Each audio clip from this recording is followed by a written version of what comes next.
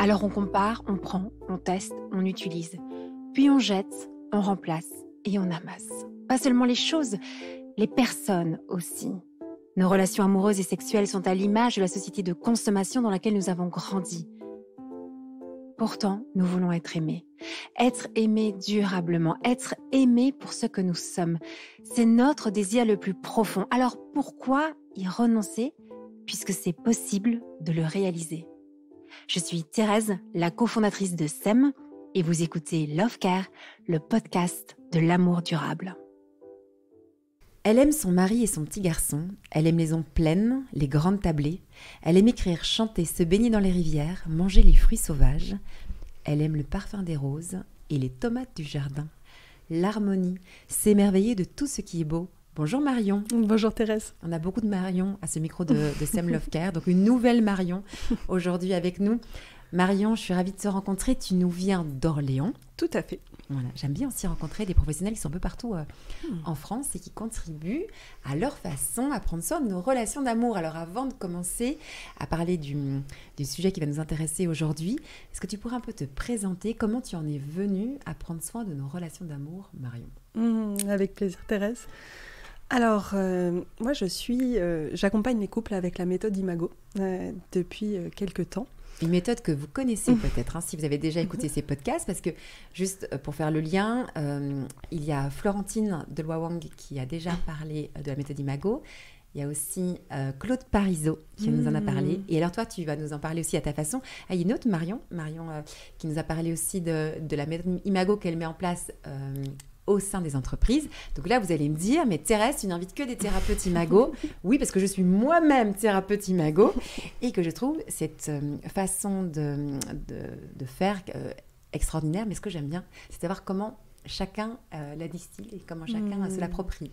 Donc voilà pourquoi est-ce qu'on est avec toi aussi aujourd'hui. Donc, je reviens à mon écoute. Tu dis que tu es thérapeute Imago. Alors, je suis encore en cours de formation, de certification à cet endroit-là, mais j'accompagne déjà les couples parce que, en fait, il y a deux façons de se former avec Imago. Il y a la facilitation Imago et devenir thérapeute Imago. Et je suis déjà facilitatrice, ce qui permet, comme Marion, que tu as déjà reçu, ce qui permet d'accompagner aussi les individus avec la méthode Imago. C'est-à-dire que j'accompagne aussi les personnes qui sont solo, avec cette méthode-là. Et on arrive dans des espaces au niveau de l'inconscient, au niveau de la compréhension de nos blessures, de nos réactivités, de nos boutons rouges, etc., qui est absolument passionnant aussi pour les solos. Donc voilà, pour les couples comme pour les personnes solo, c'est vraiment super. Et tu as toujours été thérapeute pour les célibataires ou les gens qui sont en couple? Non, avant, initialement, donc il y a plus de 10 ans, il y a une quinzaine d'années, je me suis formée à la naturopathie. Tu as commencé par être naturopathe. Tout à fait. Alors, raconte-nous pourquoi tu as voulu être naturopathe, parce que ça, c'est aussi un métier qu'on connaît à ce micro de SEM Love Care. Alors, on avait commencé la série de podcasts avec Lorraine Saint-Dicy, qui est naturopathe et qui parle beaucoup des méthodes d'auto-observation pour maîtriser sa fertilité. Cycle, etc. Là, je fais un peu du name dropping là, depuis le début, mais pour montrer un peu les liens entre les différents intervenants dans ce podcast. Donc ça, c'est le premier épisode. Et alors, toi, naturopathe comme elle, raconte-moi, comment est-ce que tu as eu cette idée de devenir naturopathe avant d'être thérapeute? J'étais assez jeune, j'étais en train de finir un master de complètement autre chose dans lequel je m'épanouissais pas. Et je me suis dit, Marion, qu'est-ce qui te rendrait heureuse tous les jours de ta vie qui ne ressemblerait pas à un travail, quelque chose que tu pourrais faire simplement. Et donc je suis partie du fait que moi, ce que j'aimais dans la vie, à ce moment-là, et que j'aime toujours d'ailleurs, parce que ça faisait partie de mes j'aime que tu as dit au début, là, ce que j'aime, eh bien, j'aime beaucoup recevoir des gens, j'aime faire à manger, j'aime créer un climat chaleureux pour les personnes, donc une notion de bien-être avec l'alimentation. Et avec l'alimentation saine. Et à cette époque-là, j'avais une vingtaine d'années et j'invitais des gens chez moi régulièrement pour faire manger, leur faire découvrir des choses plus saines. La naturopathie était absolument pas connue. Ah non, et puis à 20 ans, on ne mange pas vraiment des choses très très saines en général. Voilà. Ça devait être très atypique tes propositions. Voilà, c'était très atypique, très très atypique. J'ai fait découvrir le tofu à certaines personnes. C'était étonnant. À 20 ans, oui, c'est pas vraiment ça qu'on prend. Genre, un bon McDo bien dégoûtant, mais voilà, la copine naturopathe qui faisait manger des bonnes choses. Donc tu as fait ça pendant pas mal d'années? Oui, j'ai fait ça. Finalement, je me suis formée et puis je suis devenue naturopathe. J'ai eu un cabinet à Paris pendant une dizaine d'années. J'ai beaucoup aimé pratiquer la naturopathie. J'ai écrit un livre qui s'appelle « Je me libère mère du sucre qui est devenu un best-seller. Donc ma pratique de la naturopathie a très très bien marché. Et en même temps, je sentais que je m'essoufflais un peu parce que naturopathe, c'est éducateur d'hygiène de vie. Et donc, on explique aux gens comment manger, mais aussi comment avoir une hygiène de vie qui fait qu'ils sont en bonne santé, qu'ils se sentent bien.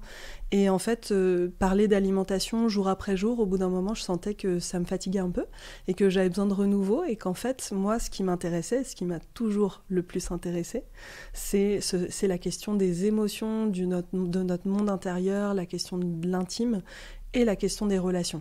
La question des relations m'a beaucoup questionnée moi-même dans ma vie personnelle. Et donc, pendant tout ce temps-là où je me suis perfectionnée grâce à la naturopathie, dans ma posture de thérapeute, j'ai appris à écouter les gens, j'ai appris à les accompagner, etc.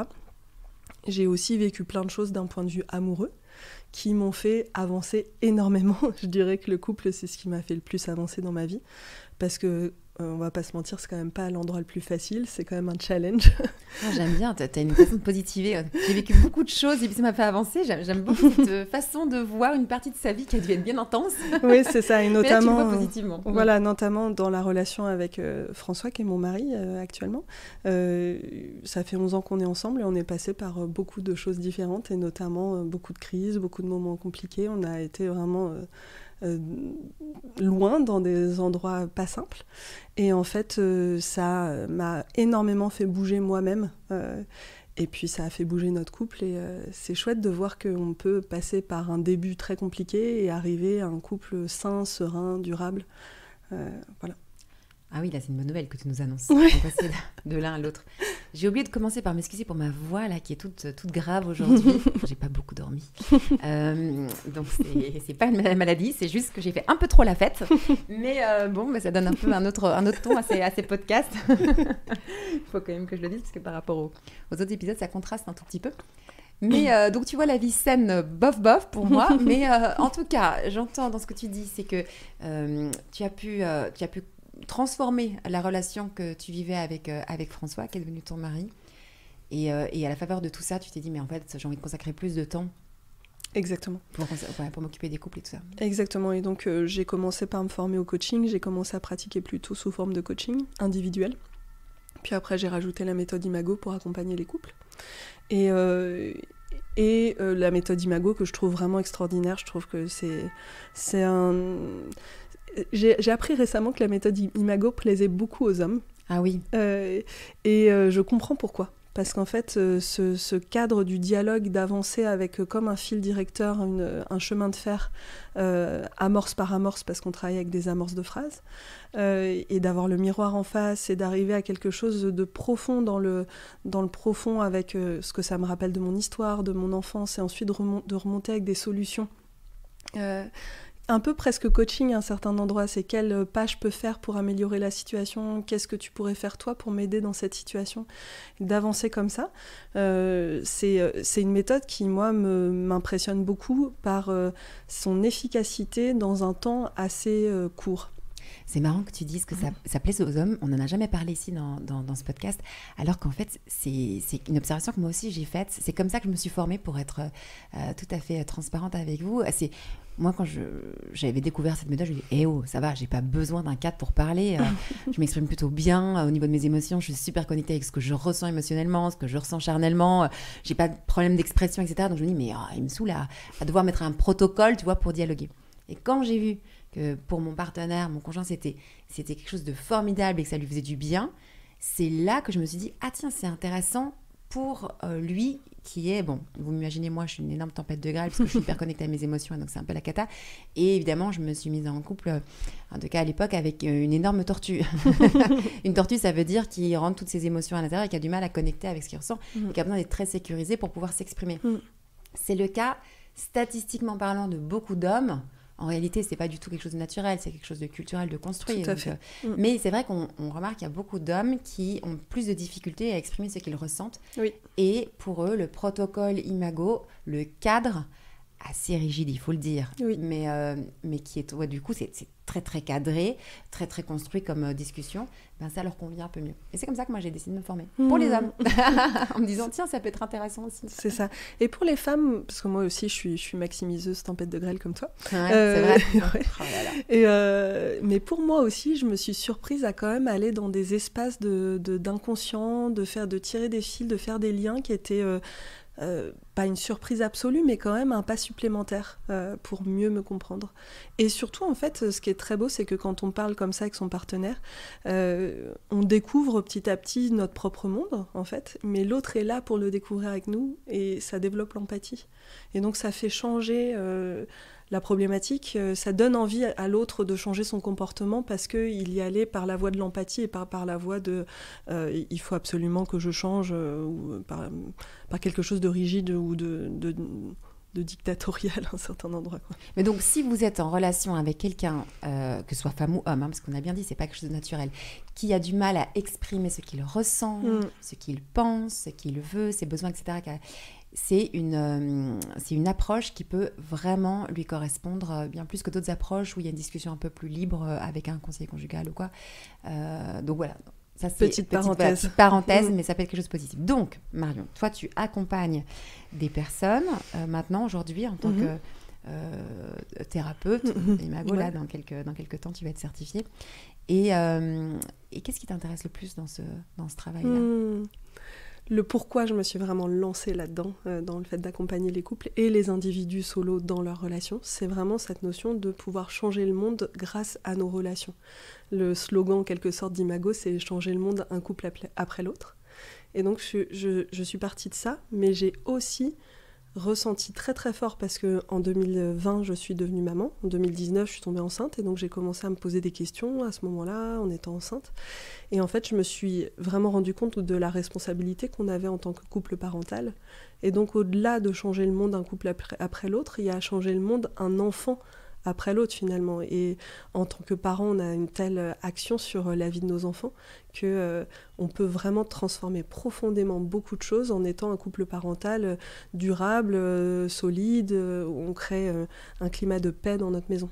Et c'est justement le sujet que je voulais aborder avec toi aujourd'hui, un sujet qui est quand même important, c'est celui des enfants en lien avec le couple qu'on construit. Et je voulais te poser la question...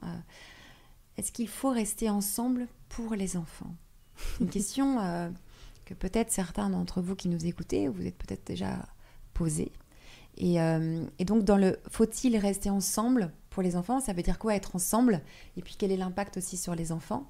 Peut-être qu'on pourrait commencer par ce premier point de « ensemble ». C'est quoi être ensemble ? Tu vois, on dit ça, on est avec, on est ensemble. Selon toi et dans ta façon de percevoir les choses, moi ce qui m'intéresse c'est ton avis très personnel sur ce sujet, ça veut dire quoi être ensemble ? C'est une vaste question, mais en tout cas moi ce que j'ai compris de ça, c'est que le couple avait comme un but, la relation de couple avait comme un but personnel, un but qui est plutôt tourné vers l'intérieur, et puis pouvait aussi avoir un but plus commun, un but tourné vers l'extérieur. Et dans ce mouvement extérieur, on peut notamment se dire que une des choses que peut faire un couple quand il bâtit, c'est de faire des enfants. Mais ça peut être autre chose. Et ça, on en parlera après, éventuellement. Mais si on va sur ce mouvement plutôt intérieur, en fait, le couple a un but inconscient. On choisit notre partenaire de manière inconsciente. Et souvent, on se pose la question, mais pourquoi j'ai choisi cette personne-là qui me challenge autant ? Pourquoi vraiment il y a quelque chose qui me tient à être dans cette relation ? Alors, tu dis qui me challenge autant. En général, on ne le dit pas comme ça. Pourquoi je dis des personnes qui m'emmerdent autant ? Je le dis comme on le pense souvent. Parce que challenge, déjà, tu mets un point positif. Mais au début, tu te dis, mais c'est pas possible. J'ai choisi lui en espérant qu'enfin, j'allais pouvoir vivre une vie agréable, heureuse. Et puis, hop, je me reconfronte à des difficultés, à des conflits. Et donc, au début, c'est ça. Le mot, c'est emmerdant. Et après, ça devient challengeant. Exactement. Et souvent, ça devient emmerdant à partir du moment où on sort de la première période, la période romantique, qui est la période de la lune de miel, où on se pose pas trop de questions, on est un peu aveuglé à un certain endroit, on est shooté, en fait, aux hormones dans cette période-là. Et quand on sort de cette période qui dure, on dit entre 3 minutes et 3 ans, en fonction des couples, il y a un moment où on en sort, et à ce moment-là, on se confronte à tout un tas de problématiques, etc. Et ça devient potentiellement plus difficile, et on rentre dans ce qu'on peut appeler la lutte de pouvoir qui se finit à un moment par une résolution, puis ensuite ça va mieux, et hop, on retourne dans la lutte de pouvoir. Et certains couples sont quasiment tout le temps dans la lutte de pouvoir, en fait. C'est d'ailleurs ça qui peut amener à se dire « Oh, je me suis trompée de partenaire et donc je recommence avec quelqu'un d'autre ». Sauf que là, il y a vraiment un gros warning à avoir, parce qu'en fait, quand on recommence avec quelqu'un d'autre, on recommence sur une lune de miel, une période romantique, qui va forcément s'achever. Et si on ne comprend pas qu'il y a là des choses, justement, à comprendre et à conscientiser, eh ben, on recommence sans cesse à trouver de nouveaux partenaires dans l'espoir que ça aille mieux. Et donc, ce but inconscient, c'est notamment de finir l'enfance. C'est-à-dire que dans l'enfance, on a vécu quelque chose avec nos parents, on a vécu quelque chose qui nous a blessés à certains endroits. Et donc, on cherche inconsciemment à obtenir de notre partenaire ce qu'on n'a pas réussi à obtenir de nos parents. Et donc, on est là en circuit un peu sur nos blessures d'enfance. Et en plus, souvent, on choisit un partenaire qui ne nous ressemble pas en certains aspects. Tu vois, tout à l'heure, tu disais ce question de tempête de grêle tortue qu'on peut appeler aussi dans la méthode Imago maximiseur-minimiseur. Et en fait, tu te retrouves à avoir quelqu'un qui a totalement d'autres formes de réactions que toi, un autre monde intérieur, une autre façon de penser, de percevoir les choses, ce qui est potentiellement très confrontant, surtout si on a des blessures et qu'on cherche à les réparer. Et ça, tu peux expliquer à celles et ceux qui nous écoutent, pourquoi est-ce qu'on va chercher quelqu'un de si différent ? Pourquoi est-ce qu'on ne prend pas quelqu'un qui nous ressemble, qui fonctionne comme nous ? Je me pose encore la question. Et bien encore une fois, pour terminer, le boulot. C'est-à-dire qu'il y a eu des choses qui se sont passées dans notre enfance qui continuent à impacter notre vie. C'est ce qu'on peut appeler aussi les boutons rouges. Il y a aussi cette phrase en anglais du créateur d'Imago qui dit « tout ce qui est hystérique est historique ». Moi, j'aime pas trop le mot hystérique, mais je trouve que ce jeu de mots est intéressant. Ça veut dire que tout ce qui est très réactif en nous veut forcément parler de quelque chose d'ancien. Et souvent, quand on cherche l'ancien, on peut trouver un truc dans une ancienne relation, etc. Mais si on creuse, on arrive sur les moments déterminants de la construction d'un être humain, qui est l'enfance. Sont des différentes phases de l'enfance, en fait, qui amènent différents types de blessures. Donc, être ensemble, selon l'approche que tu nous proposes, c'est d'avancer à deux pour réparer les blessures de son enfance, c'est bien ça ? Tout à fait. Il y a cet aspect-là, et puis il y a aussi développer certains aspects de nous qu'on n'a pas développés. Et pourquoi on ne les a pas développés ? Peut-être parce qu'on a eu des injonctions à être plutôt comme ci, pas comme ça, quoi, justement, ces blessures, les exemples qu'on a eus, etc. Et on peut parler de parties congelées. C'est comme si on avait des parties de nous qui étaient comme congelées, parfois sidérées par le traumatisme. Il y a plein de raisons pour lesquelles on n'a pas accès à ces parties-là, des parties qui n'ont pas été développées. Et ces parties-là, quand elles sont décongelées par notre partenaire, parce que souvent, en fait, c'est notre partenaire qui va nous aider à ça, et c'est comme si on retrouvait notre entièreté. On retrouve des parties de nous auxquelles on n'avait pas accès. Et c'est génial de se sentir plein, entier, complet. Oui, donc ça veut dire que l'objectif quand même d'être ensemble, c'est qu'il y ait de la joie, du bonheur, du plaisir, parce qu'on se sent mieux aussi. C'est-à-dire que tu parlais tout à l'heure de cette période de lutte de pouvoir où il peut y avoir des conflits. Bon, ça fait partie d'une étape, mais si on en reste là, c'est usant d'être ensemble. Tout à fait. Et on le voit de plus en plus des hommes et des femmes qui préfèrent être seuls qu'ensemble, qu'en couple, parce que c'est usant la relation conjugale, en fait, si on n'en reste que à être dans la confrontation avec l'autre. En revanche, si on arrive à faire tout ce cheminement dont tu parles et dans cette approche de bon, ok, on va essayer d'aller réparer ce qui est un peu ou beaucoup ou énormément abîmé dans son enfance, ça devient... l'objectif, c'est de joyeux, quoi, cette affaire. J'insiste là-dessus, parce que sinon, on est beaucoup dans le côté travail et tout, mais la joie, elle est importante. Exactement. Et là, ce que je pourrais dire par rapport à ça, c'est que c'est vraiment important d'aller regarder ces parts-là pour comprendre comment on fonctionne et sortir de... Le principe de la lutte de pouvoir, c'est de se dire que c'est l'autre le problème. C'est-à-dire qu'on se dit, si l'autre était différent, si l'autre changeait, ça irait mieux quand même. Et en fait, moi, à un moment, dans mon chemin, je me suis observée tout le temps dire ça, et je me suis dit, mais si tu dis ça, tout le temps, c'est que sûrement, il y a quelque chose qui te concerne toi. J'ai dû souffrir pas mal avant d'arriver à ça. Et en fait, ce que je propose, c'est d'éviter de souffrir pas mal avant d'arriver à ça.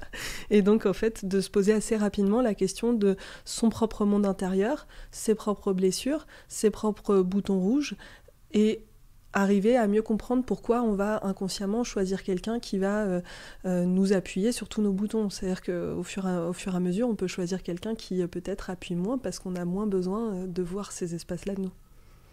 Bon, donc on a compris. Alors, tu disais, les boutons rouges, c'est pas les red flags dont on parle beaucoup, qui sont vraiment des attitudes qui veulent dire danger, la personne n'est pas une bonne personne. C'est pas là-dessus. Hein. Quand tu dis bouton rouge, je préfère juste qu'on précise. Oui, tout à fait. Les boutons rouges, c'est comme un espace intérieur où quand on appuie dessus, ça nous fait réagir très fortement. J'en parle avec un langage très vulgaire. Ça nous fait vriller. Il arrive en retard, on vrille, on dit mais il arrive en retard et c'est horrible parce que tu arrives en retard. Là, c'est qu'il a touché sur quelque chose, il a fait sur quelque chose de difficile. Exactement. Et là, on arrive, si on tire les fils, souvent à quelque chose de l'ordre de l'enfance. Et plus la blessure, elle est ancienne, plus ça peut être réactif. C'est-à-dire que je vais vous donner un exemple en fait sur les blessures d'enfance. Il y a plusieurs types de blessures en fonction des différents âges. Donc entre 0 et 18 mois, c'est l'attachement. Entre 18 mois et 3 ans, c'est l'exploration. Entre 3 ans et 4 ans, c'est l'identité. Et entre 4 et 7 ans, c'est la compétence. Et en fait, par exemple, si on s'intéresse à la question de l'attachement, entre 0 et 18 mois, donc c'est vraiment tout petit, hein, c'est même très certainement, j'imagine, ça commence même au niveau intra-utérin. Le but, c'est d'exister dans le regard de ses parents. Donc on a besoin que nos parents soient dispo pour nous de manière constante, qu'ils soient chaleureux et qu'ils prennent soin de nos besoins essentiels. Et quand vraiment il y a quelque chose de compliqué à cet endroit-là, soit que le parent n'est pas du tout dispo, qu'il est froid, soit qu'il est dispo de manière inconsistante, c'est-à-dire changeante, parfois dispo, parfois pas dispo, l'enfant ne sait pas trop pourquoi, la relation est coupée. Ça peut donner deux types de réactions. Et donc, par exemple, pas dispo, froideur, entraîne une sensation de rejet de la part de l'enfant, une blessure de rejet, qui donne potentiellement un évitement. C'est-à-dire que l'enfant va éviter la relation de peur de souffrir.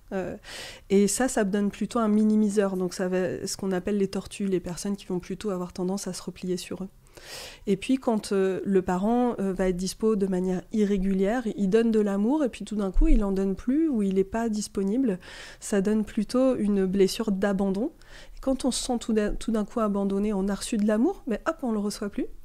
Et ben là, l'enfant va plutôt développer une stratégie de s'accrocher. Donc vraiment être demandeur du parent, venir sur le parent, dire intéresse-toi à moi, intéresse-toi à moi. Et adulte, ça donne un maximiseur. Ça va plutôt être quelqu'un qui va s'énerver, qui va aborder les problèmes tout de suite, qui va faire ce genre de choses, dans le but, les deux, de préserver la relation. Et donc, c'est très intéressant de comprendre ça, parce qu'une blessure au stade de l'attachement entre 0 et 18 mois, ça vient impacter vraiment la notion d'existence. Ça veut dire qu'une personne qui est blessée à cet endroit-là fort, hein, parce que là, quand je dis ça, vous pouvez peut-être tous vous dire, bah oui, mes parents, ils ont sûrement pas été dispo tout le temps, mais en fait, il faut que ce soit répété régulièrement de telle sorte que l'enfant en tire une conclusion. Et donc, si on a vécu de manière très répétée la froideur ou la non-disponibilité ou l'irrégularité, ça donne ces blessures-là. Et donc, ça va carrément jusqu'à remettre en question l'existence de l'enfant et l'adulte aussi. Donc là, j'ai eu un exemple justement dans un accompagnement individuel d'une personne qui me parlait d'une relation qui n'était même pas sa relation de couple, qui était une relation avec une femme avec qui elle pouvait potentiellement travailler. Et elle comprenait pas pourquoi cette relation la challengeait autant, pourquoi c'était si difficile. Et je lui ai proposé de faire un dialogue imago avec moi. Donc je lui ai proposé les amorces, je lui ai fait le miroir et on est descendu comme ça dans son inconscient. Et elle arrivait sur une image d'elle à environ 18 mois, très petite, assise dans le lit entre ses deux parents qui dormaient et qui n'avaient pas l'air d'être avec elle. et cette sensation très très forte d'être seule, complètement seule au monde, de rien comprendre au monde, pourquoi est-ce que le monde ça marche comme ça, etc. Et quand elle a décrit sa mère, c'était quelqu'un de froid, de plutôt pas disponible, etc.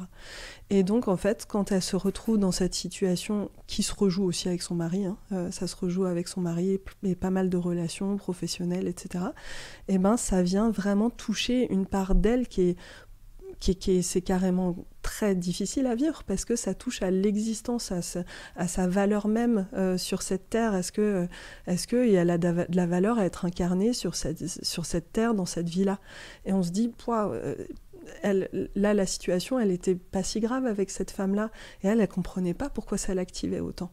Et ben en fait, ça nous active autant parce que ça vient vraiment avec des fils complètement inconscients toucher des points très grave en fait potentiellement et pour elle c'était très grave en tant que petite fille de se sentir complètement seule avec ses parents, pas de figure à laquelle elle puisse vraiment se raccrocher de manière sécuritaire. Mais ça veut dire que si dans la relation on peut se sentir dans une grande insécurité on va dire existentielle, on a l'impression que notre vie en dépend, qu'on va mourir s'il se passe quelque chose. Mais je dis ça, en fait, si vous avez déjà vécu cette expérience, vous comprenez quand j'utilise ces mots-là, quoi. On se sent vraiment en danger, quoi, de vie ou de mort. Ça, c'est souvent une blessure liée aux premiers mois de notre vie, à ce stade de l'attachement. Exactement. Okay. Et après le stade de l'attachement, tu disais, donc le deuxième stade, l'exploration. Après, c'est l'exploration. Donc l'exploration, c'est 18 mois à 3 ans. Dans le stade de l'exploration, on a besoin que nos parents nous protègent, mais aussi nous laissent la liberté d'explorer. C'est le moment où on a besoin justement de commencer à explorer par nous-mêmes. Et qui nous laissent partir, revenir, etc. Et en fait, si nos parents nous donnent ça, on a un équilibre dans notre façon de fonctionner. Mais si ils sont surprotecteurs, qu'ils ont peur, qu'ils sont possessifs, l'enfant peut avoir tendance à se sentir envahi et à s'isoler et à devenir plutôt un minimiseur, donc une tortue. Et si y a une sous-protection, voire une négligence, l'enfant se sent donc négligé et il a tendance à poursuivre. Ça veut dire être dans quelque chose qui est très demandeur, ou qui demande beaucoup d'attention, ou qui prend beaucoup de place, qui fait du bruit, qui fait des bêtises, qui fait des choses comme ça. Et en tant qu'adulte, ça donne un maximiseur. Donc on retrouve ces deux comportements, mais qui s'expliquent dans aussi la toute petite enfance. Il y a donc le stade de l'exploration. C'est intéressant de vous poser la question, est-ce que quand j'étais enfant, j'avais le droit d'explorer ? Et quand j'explorais, qu'est-ce qui se passait, quoi ? Est-ce que quand j'allais faire mon petit tour, ma petite balade, est-ce qu'après je retrouvais mon papa et maman au même endroit ? Ou bien ils avaient disparu donc ça m'insécurisait. Comment est-ce que... Et puis après... tout au long de la vie, dans votre famille, l'éducation que vous avez reçue, est-ce qu'on a le droit d'expérimenter ? Est-ce qu'on a le droit d'explorer, de découvrir ? Ou alors il y a beaucoup d'interdits liés à ça ? C'est intéressant de se poser la question. Et je me permets de donner aussi un autre élément par rapport à ça, c'est que parfois, c'est pas seulement l'explorer dans le comment dire, le faire aller à droite à gauche, c'est aussi moralement. Il peut y avoir beaucoup d'injonctions morales. Tu n'as pas le droit de faire ça, c'est pas bien, c'est pas bon pour toi. Enfin voilà, toutes les injonctions qui nous font un peu, qui peuvent aussi beaucoup nous coincer. Et voilà, parce que je sais que peut-être que certains qui nous écoutent, ça va les concerner, mais dans l'adolescence, ou c'est une période aussi où on va explorer, de se dire, non, j'ai pas le droit d'avoir des petits copains ou le droit d'avoir des petites copines, parce que c'est pas bien moralement, etc., ou pas le droit d'expérimenter des choses au niveau de ma sexualité, de découvrir le plaisir sexuel par moi-même. Enfin, il y a beaucoup d'injonctions comme ça qui peuvent être liées à ces phases d'exploration. Voilà, je ferme la parenthèse, mais pour dire que cette phase d'exploration, elle est importante. Et elle va aussi engendrer après un certain type de comportement. Et donc, on arrive à la troisième phase, qui est l'identité. Ouais, l'identité entre 3-4 ans, le but c'est de s'affirmer en tant que soi-même. Et donc ce que les parents peuvent faire, c'est de refléter nos identités, donc c'est-à-dire valider nos expressions du soi, c'est-à-dire avec une façon claire de le dire, c'est aider l'enfant à apprendre qui il est et lui dire quand il exprime une part de sa personnalité, dire « Ah, je vois que tu es », mettre des mots dessus, le valider, etc. Et puis mettre des paroles sur les expériences en nommant les choses. Le parent a beaucoup d'importance à cet endroit-là pour aider l'enfant à comprendre. À comprendre qui il est. À comprendre qui il est, tout à fait, et à obtenir en fait ce qu'on veut. Pour que ce soit équilibré, on veut obtenir un moi défini, donc savoir qui je suis, avec de la souplesse. Un moi défini et souple, en fait. Et si il n'y a pas d'acceptation de ce qu'est l'enfant de la part du parent, avec de la critique, avec du reproche, etc., l'enfant peut développer de la honte. Et il veut absolument éviter cette honte-là. Donc, qu'est-ce qu'il fait ? Il contrôle de manière rigide. Et donc, ça peut donner à une personne qui est contrôlante, rigide, pour éviter l'horreur de la honte qui amène sur « mes parents ne m'acceptent pas tel que je suis ». Et donc ça donne un minimiseur. Ça va donner une personne qui va plutôt avoir une énergie rentrée, plutôt être dans une forme d'évitement. Donc, si l'enfant ne reçoit pas d'intérêt de la part de son parent, il va plutôt se sentir invisible, pas vu, pas reconnu. Et donc, il peut avoir tendance à devenir diffus dans son comportement, c'est-à-dire consensuel, c'est-à-dire qu'il va essayer de s'adapter à ce qu'il perçoit de ce que l'autre veut de lui. Et donc, il est tout le temps concentré sur qu'est-ce que pense l'autre de moi, qu'est-ce qu'il a comme vision de moi, est-ce qu'il a l'air de bien m'aimer, de pas bien m'aimer, etc. Et en fonction de ça, il va essayer tout le temps de s'adapter. Et donc, ça donne quelqu'un qui va être plutôt maximiseur. Et là, on peut aussi reconnaître ces personnes qu'on peut appeler les people pleasers. C'est les personnes qui font attention à toujours être aimées, toujours être perçues de manière positive, etc. Ok, donc ça, c'est pendant la phase de l'identité. C'est pendant la phase de l'identité, 3-4 ans. Et donc, en tant que parent, ce qu'on peut donner à nos enfants, c'est de leur dire... on t'aime tel que tu es. On t'aime tel que tu es. Et puis, on reconnaît tes qualités. C'est ça, simplement quand l'enfant fait quelque chose de bien, dire waouh, c'est super quand tu fais ça, et nommer les choses avec de la précision.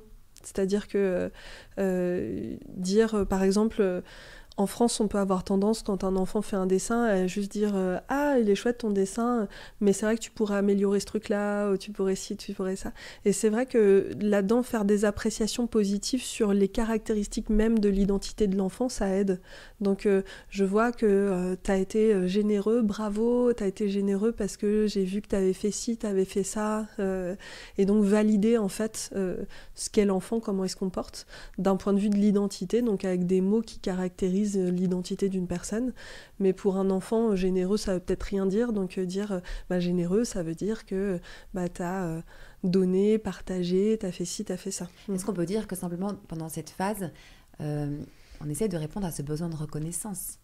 On a besoin d'être reconnu tout à pour fait. Ce qu'on est, et c'est ça qu'on va recevoir ou pas, et si on ne l'a pas reçu, on va le chercher d'une façon ou d'une autre. C'est ça, et c'est étonnant, hein, c'est-à-dire que quand une personne est contrôlante rigide, dont je parlais tout à l'heure, elle n'a pas eu d'acceptation de ce qu'elle était en tant qu'enfant, et donc comme elle a eu honte, etc., elle est devenue contrôlante. Et c'est des personnes qui peuvent être pas évidentes à côtoyer, parce que ce sont des personnes qui ont l'air d'avoir un avis très clair, très tranché, qui peuvent être... Donc, cette rigidité, en fait, dans le quotidien, ça va être je veux ci et pas ça, j'ai raison, etc. Et en fait, cette personne, si on va à la blessure, c'est qu'elle souhaitait tellement être aimée et reconnue par son parent, et elle a été tellement blessée qu'elle n'a pas eu d'autre choix que de se fermer, se rigidifier et contrôler au maximum pour ne pas souffrir. Ça permet d'avoir beaucoup de compréhension et d'empathie pour ces personnes-là. Et alors la quatrième étape? La quatrième étape, c'est la compétence entre 4 et 7 ans. Donc on veut faire pour être compétent. Et les parents, c'est là, ça rejoint ce que je disais un peu tout à l'heure, les parents peuvent donner des compliments spécifiques et détaillés et des infos constructives pour que l'enfant développe sa compétence. Et si les parents font ça, il y a de la sécurité émotionnelle. Tandis que si les parents font pas ça, et que le parent, par exemple, ce que le parent peut faire, c'est demander la perfection de la part de son enfant. Et ça, je tiens à dire que ça peut être quelque chose de vraiment formulé ou quelque chose qu'on ressent en tant qu'enfant. C'est-à-dire que moi, j'ai été blessée à cet endroit-là parce que je sentais une injonction à la perfection ou que ça ferait tellement plaisir à mes parents que je sois parfaite à un certain endroit. Et donc, je me suis moulée là-dedans pour être aimée, tout simplement. Et en fait, ça donne la peur de l'échec et ça donne un côté compétiteur. Moi, ce dont je peux témoigner, c'est que j'ai un côté compétiteur qui a été engendré par cet aspect-là. mais que ça m'a amené, parce que j'avais tellement peur, ça m'a amené dans ma vie, par exemple, d'enfant, à être complètement tétanisée quand il y avait des examens, des contrôles. Ça m'a même amené à tricher, à copier sur ma voisine, à ce genre de choses, parce que j'étais dans l'insécurité totale de rater, en fait. On peut dire aussi que dans cette phase-là, il va y avoir ou pas l'autorisation à être brillante ou brillant, à réussir, alors quand je dis même brillant, moi je sais que ça c'était un interdit dans ma famille, il ne fallait pas être brillant, il fallait être rayonnant, pas brillant. Alors attention, la nuance, oh là là. Parce que y avait l'idée, c'est comment est-ce qu'on a en fait, on a le droit, on comprend qu'on a le droit de pouvoir développer son plein potentiel, quoi, de réussir. Je dis ça parce que je sais qu'il y a beaucoup de femmes en particulier, mais aussi d'hommes, qui ne s'autorisent pas à réussir les projets qu'ils ont, à briller ou à rayonner dans ce qu'ils font. Comme si on n'avait pas trop le droit d'être très, très compétente dans quelque chose. Alors du coup, on va s'auto-saboter pour ne pas se mettre dans toute sa puissance d'une certaine façon. Mais ça se construit aussi à cet âge-là, quoi. C'est ça. En fait, là, ce que tu es en train de nommer, ce sont pas forcément des blessures, mais plutôt des injonctions en fait parentales, des choses qui sont d'ailleurs souvent transgénérationnelles, c'est-à-dire que c'est des histoires de famille, en fait, tout ça c'est les fardeaux familiaux qu'on se traîne, et donc il peut y avoir une blessure en lien avec ça, et il peut y avoir simplement une injonction, c'est-à-dire que tu dois te mouler d'une certaine manière. La demande de perfection, elle est particulièrement blessante parce que c'est impossible d'être parfait, et donc dès que tu vois que t'as pas été parfait, t'as peur, tu vois la déception dans le regard de tes parents, donc c'est très difficile à vivre. C'est comme ça que des enfants se retrouvent avec une pression sur les épaules pas possible et quelque chose qui les empêche d'être dans la joie et de profiter de leur enfance sereinement.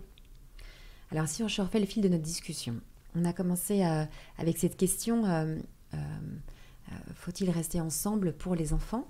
On essaie de comprendre ce que ça peut vouloir dire, être ensemble. Tu as proposé une certaine approche de pouvoir réparer, guérir les blessures de notre enfance, grandir, retrouver son entièreté, sa vitalité, sa joie de vivre au travers de la relation. Ok. On a du coup compris aussi que dans notre enfance, on a pu être blessé par nos propres parents, on a pu être bloqué à certains endroits et ça nous handicape dans notre vie d'adulte. Mais Marion, toi comme moi, on est maman. Oui. Donc quand on apprend tout ça, c'est hyper flippant en tant que parent de découvrir à quel point on a une responsabilité vis-à-vis de nos enfants. Parce qu'on se dit, mais bien sûr qu'on va les blesser, nos enfants, parce qu'on est hyper imparfait, on n'est pas complètement réparé de notre propre histoire. Ça donne presque envie, parfois, de ne pas avoir d'enfants, de ne pas faire d'enfants, pour ne pas se sentir responsable d'avoir mis au monde un enfant qu'on va blesser. Parce qu'on sait que ça fait mal d'être blessé. Donc, toute cette approche qui est à la fois, moi que je partage, qui est superbe, elle peut aussi être un peu paralysante, je trouve, par moment, quoi. En se disant, mais j'ai pas envie de faire ce mal-là à mes enfants. Ça, c'est la première chose. Toi, tu réagis comment, toi, quand tu as appris tout ça et tu as découvert tout ça, est-ce que ça t'a pas inquiété, ça t'a pas découragé d'être maman ? Moi, je suis devenue maman à 35 ans, si mes souvenirs sont bons, ou 34, je sais plus trop, mais je suis devenue maman pas très très tôt non plus, pas comme toi. Ouais, alors moi, j'étais maman à 20 ans, Oui, et donc j'ai pas eu le temps de me poser toutes ces questions, C'est que ça. déjà j'étais responsable d'un enfant, puis pouf, un deuxième à 23 ans, puis pouf, un troisième à 27 ans. J'ai pas eu cette conscience-là. Moi, je me dis, toutes les femmes et les hommes qui nous écoutent aujourd'hui, qui n'ont pas encore d'enfants, faut être drôlement courageux pour faire des enfants aujourd'hui. Ouais, je suis vraiment d'accord. Et en même temps, un monde qui ne fait plus d'enfants, qu'est-ce que ça donne ?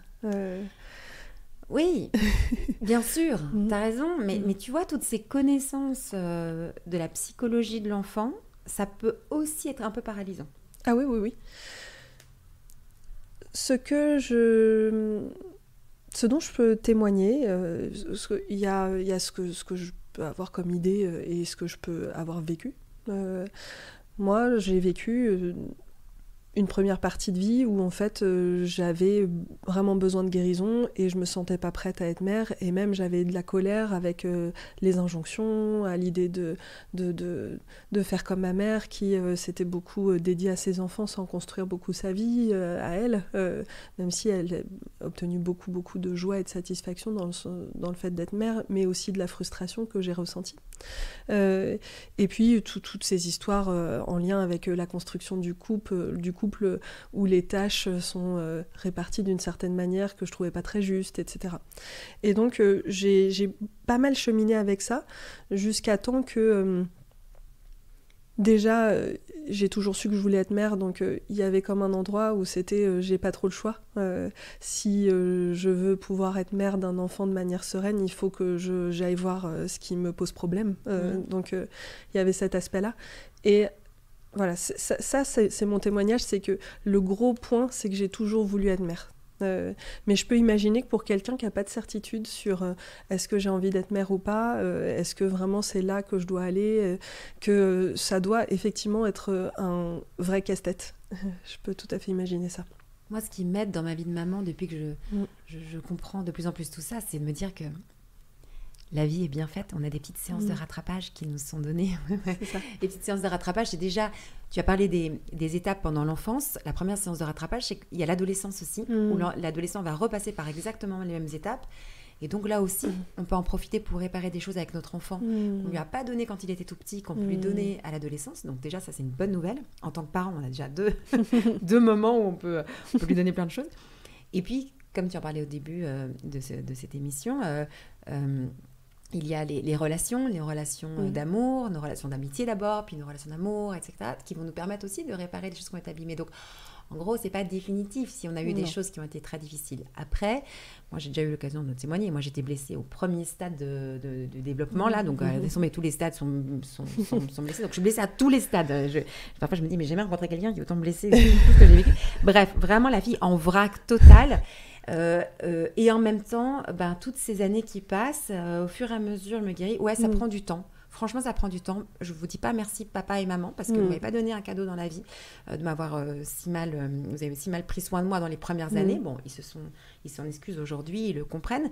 Mais bon, on est quand même capable de passer ces étapes-là et au fur et à mesure de nos relations, qui sont des relations après qui peuvent s'arrêter, etc., on peut commencer à se guérir. Et le plus important, je crois, c'est quand même d'être en chemin et de se dire qu'heureusement, on a toute une vie pour retrouver notre pleine vitalité et notre entièreté, quoi. Donc voilà, c'était la petite... Moi, c'est la petite leçon d'espérance. Moi, je continue quand même à le penser et en même temps, je trouve ça quand même très flippant de faire des enfants quand on sait tout ça et quand on voit notre responsabilité. Et ça me permet aussi de te poser cette question-là. On peut, une fois qu'on comprend qu'on est aussi responsable de nos enfants, en tout cas de cette petite enfance, de leur donner aussi ces besoins-là et que, eh bien, quand on a des difficultés dans sa relation, on peut se dire non, il faut qu'on reste ensemble pour les enfants. On voit bien qu'il y a quand même quelque chose de... il y a une intention positive, c'est qu'on se rend bien compte que ça va être bon pour l'enfant aussi si on reste là pour lui. Comment toi tu réponds à cette question après tout ce que tu nous as partagé sur le fait d'être ensemble et puis tout ce qu'on va donner à notre enfant dans ses premières années? Alors c'est sûr que la question de rester ensemble pour les enfants, c'est une question qui se pose. Et la première chose que je voudrais nommer, c'est qu'il y a un contexte actuel. C'est-à-dire qu'on se situe toujours dans un contexte sociétal. Et le contexte sociétal du moment, il est différent de celui de, par exemple, nos grands-parents, où il y a eu quelque chose d'assez extrême dans l'idée qu'on ne se sépare pas, jamais. Quitte à être dans un couple très très souffrant avec pourquoi pas des maltraitances et des choses terribles qui se passent. Parce que c'est une honte de se séparer. Et là, je trouve qu'à un certain endroit, on est passé par un temps où on est allé dans un extrême inverse, où on est carrément dans... c'est quasiment une honte de rester ensemble s'il y a eu des choses qui se sont passées qui sont très difficiles. Et notamment, on sait qu'en ce moment, il y a quand même beaucoup d'infidélité, ça arrive assez régulièrement, ce qu'on peut appeler une infidélité, même si tu as fait toute une émission, j'ai écouté ta conférence dernièrement sur la notion d'infidélité, c'est vrai que ça peut être compris tellement de manière différente, cette notion-là, mais en tout cas, à partir du moment où on considère qu'il y a une infidélité, c'est quasiment une honte, et notamment pour la femme, de rester avec son mari qui a été infidèle, par exemple. À partir du moment où les autres le savent, on dirait quasiment, si tu es une femme qui est autonome, si tu as envie de prendre soin de toi, si tu as de l'estime de toi, il faudrait que tu quittes ton mari. Et en fait, je pense que là, on se trompe à cet endroit-là, parce que l'infidélité, ça peut vouloir dire plein de choses. Je nomme l'infidélité parce que c'est quelque chose de fréquent. Et c'est différent, très très différent de, par exemple, se retrouver dans une situation où il y a de la violence envers soi-même, envers ses enfants, de la violence, qu'elle soit physique, verbale ou sexuelle. Il y a des choses qui sont intolérables, des situations dans lesquelles on ne doit pas rester, dans lesquelles on ne doit pas laisser ses enfants. Mais en revanche, il y a plein d'autres situations qui sont des situations de déconnexion, qui sont des situations de problématiques un peu classiques du couple, qui pourraient être réparées. Et on est passé d'une injonction de « il faut rester ensemble pour les enfants » à « il ne faut pas rester ensemble pour les enfants ». Moi, c'est quelque chose que j'ai entendu, mais énormément. Et que j'entends encore aujourd'hui, il ne faut pas rester ensemble pour les enfants. Mais on est toujours dans un il faut ou il faut pas. Exactement. On se retrouve à nouveau avec une injonction qui est une injonction qui est venue aussi avec tout un tas de mouvements, et notamment le mouvement féministe qui a plein d'aspects hyper positifs, et puis qui a aussi cet aspect-là, parce que je vois que ça touche vraiment particulièrement les femmes, les hommes aussi, hein, mais les femmes sont très très impactées par des injonctions en ce moment. Malheureusement, on est souvent impactées en tant que femmes par beaucoup d'injonctions, les hommes aussi, hein, mais les femmes particulièrement. Et donc cette notion de rester ensemble, je pense que avant de décider de se séparer, il y a quand même beaucoup de choses à faire. Et on en vient à quand même cette idée-là, cette idée de base.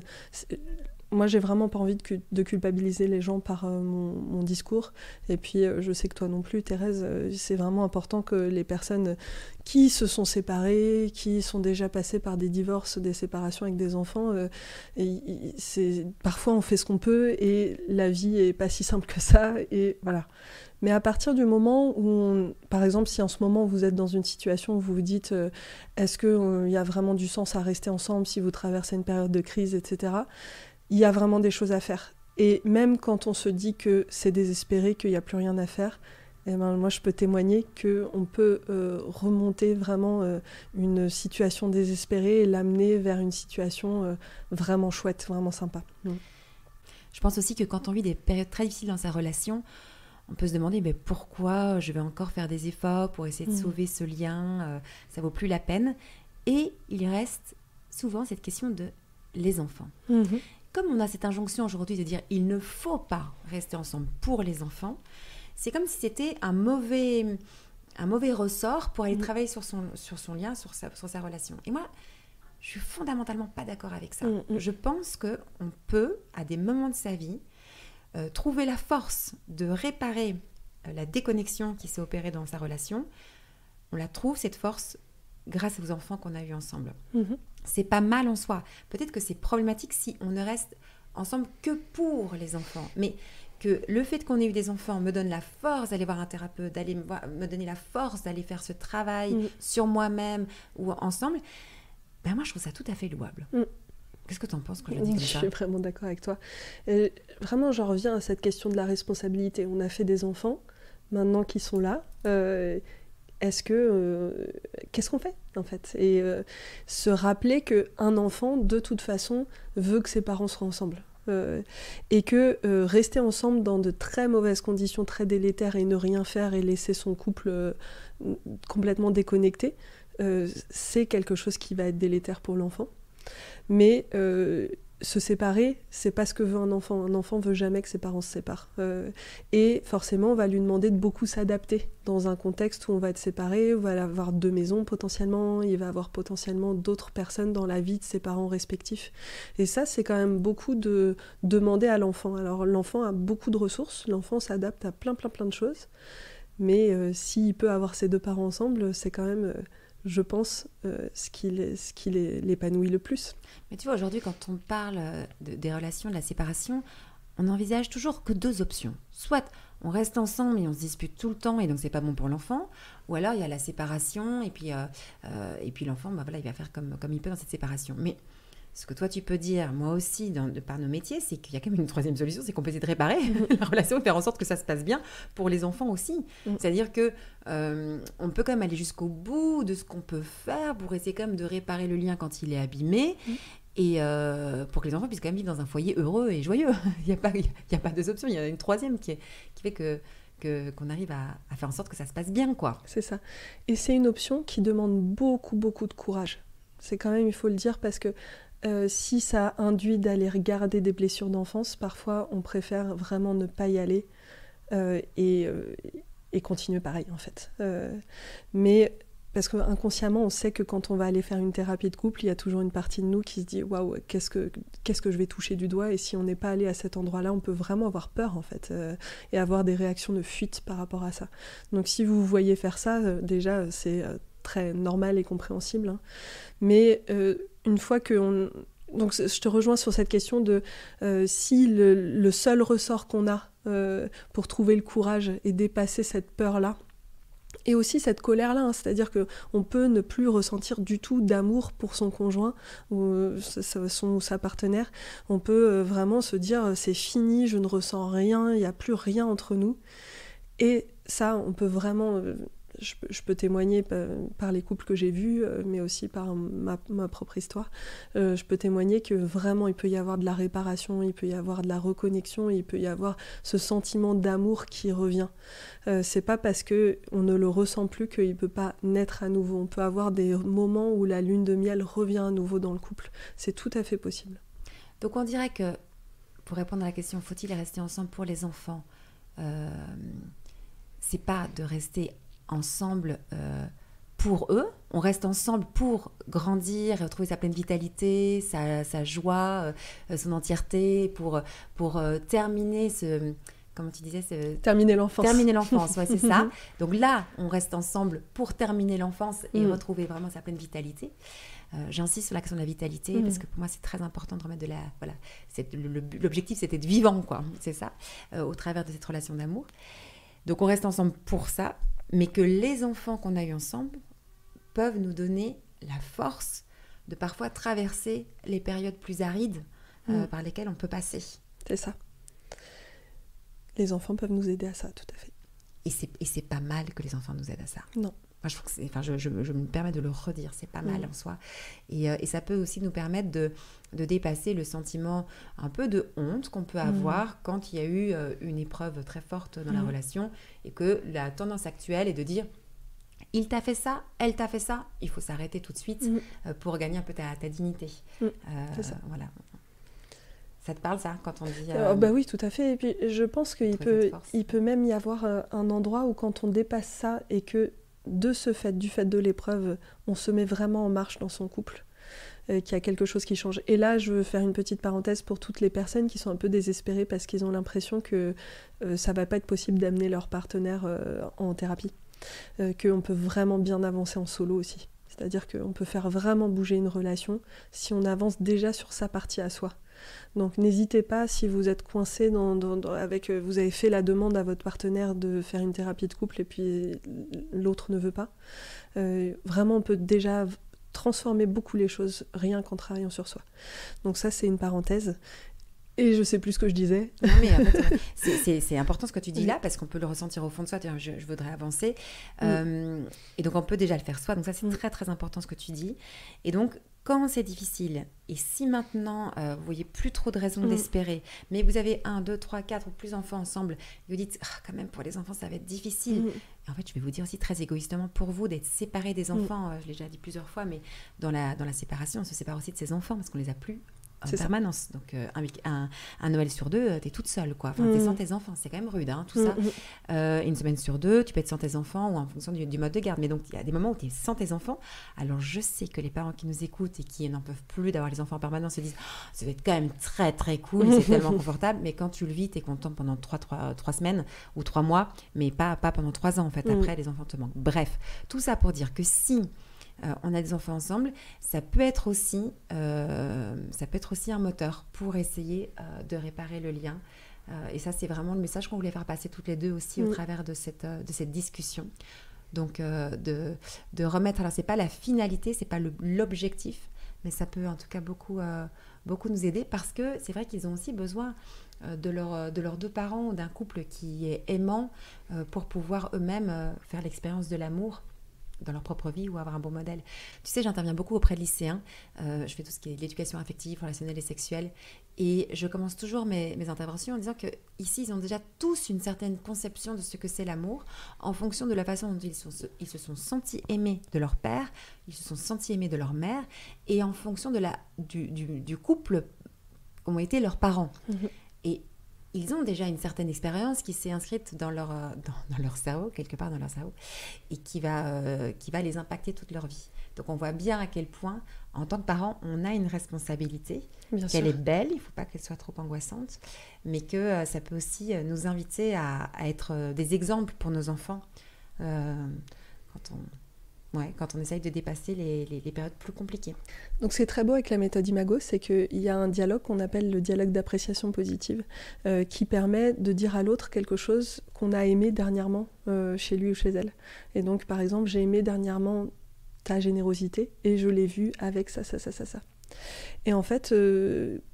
moi, la première fois que j'ai fait le stage de couple avec mon mari, parce que Imago, ça se fait aussi sous forme de stages de couple qui sont vraiment super.